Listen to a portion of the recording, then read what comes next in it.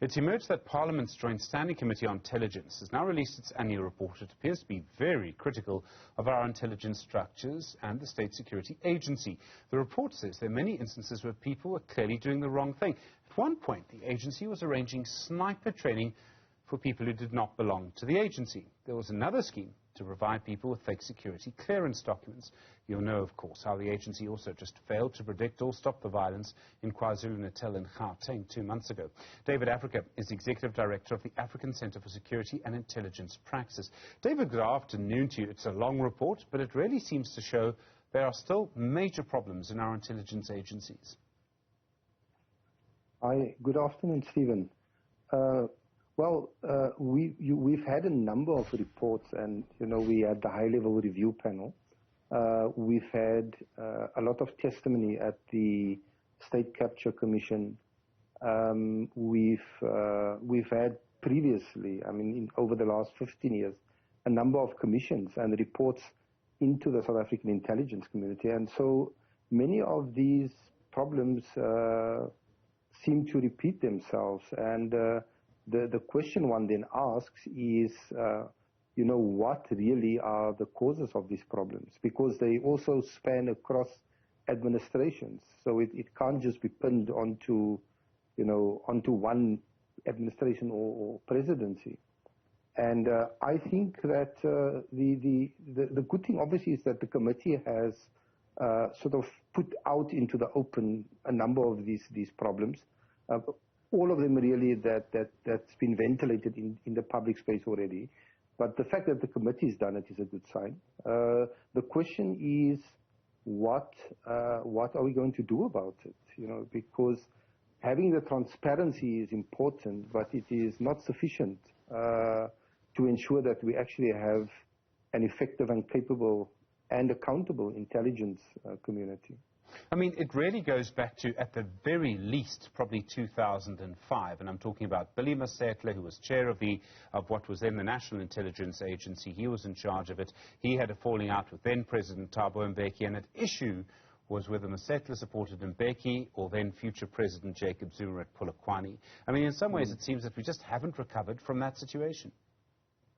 Yeah, I think, Stephen, there are two sort of perennial issues that causes these things, which really are symptoms of a deeper problem deeper problems that we have.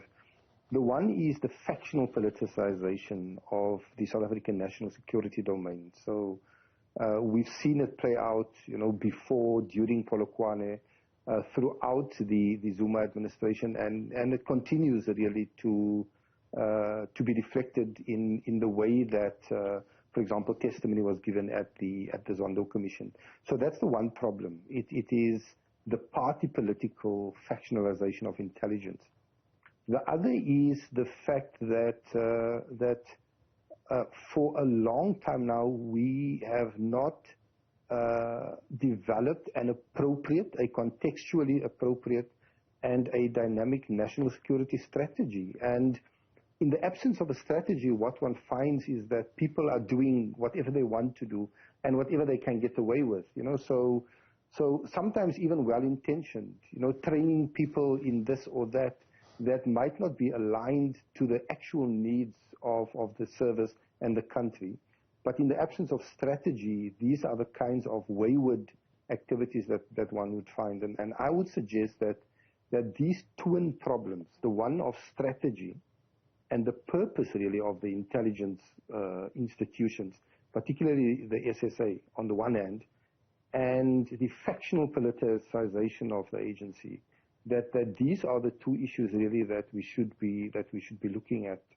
I think we as the public and as analysts and commentators, surely yourself as journalists too, you've now heard enough of what's gone wrong, and it's very repetitive really, because I read through the report, and except for the one sort of, let's say, dramatic tale of training people to be snipers, there's nothing new in it, and I think it's time really that we move beyond these reports and sort of figure out collectively as a society, not as a small group of people in a dark room, how we want our national security to look and how we are going to build the institutions to deliver that security.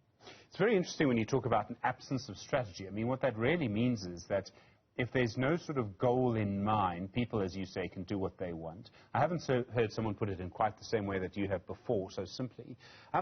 Is the problem that it's just too difficult to come up with a strategy? I mean, is it a political problem? Is this one of those areas that, you know, democracies sort of do badly, working out what their intelligence services are for?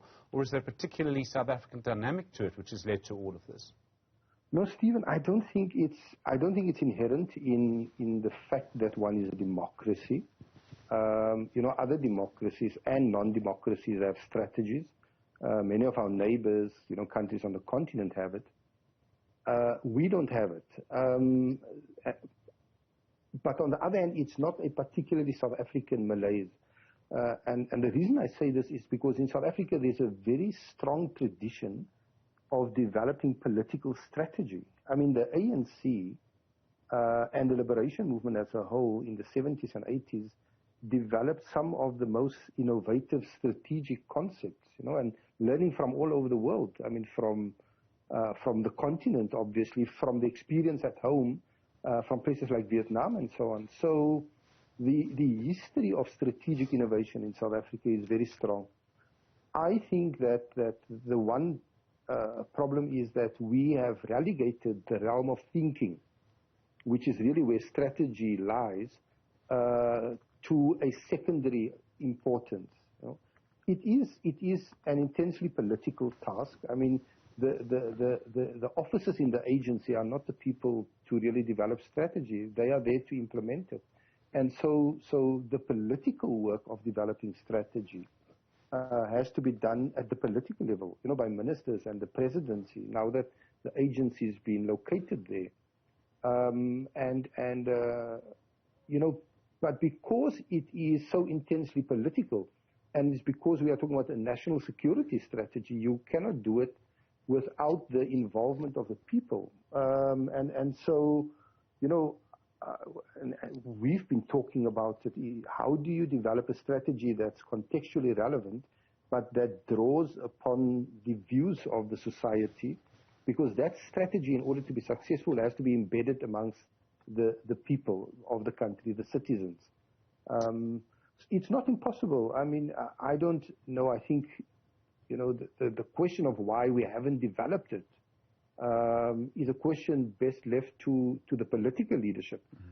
I know that under the previous minister, before the agency was incorporated into the presidency, there was work being done. So there are, you know, there were conversations about strategy. I don't know where those conversations are, but quite clearly they've not yet come into, you know, into the broader mainstream of the society, where we can have sight of these things and also contribute.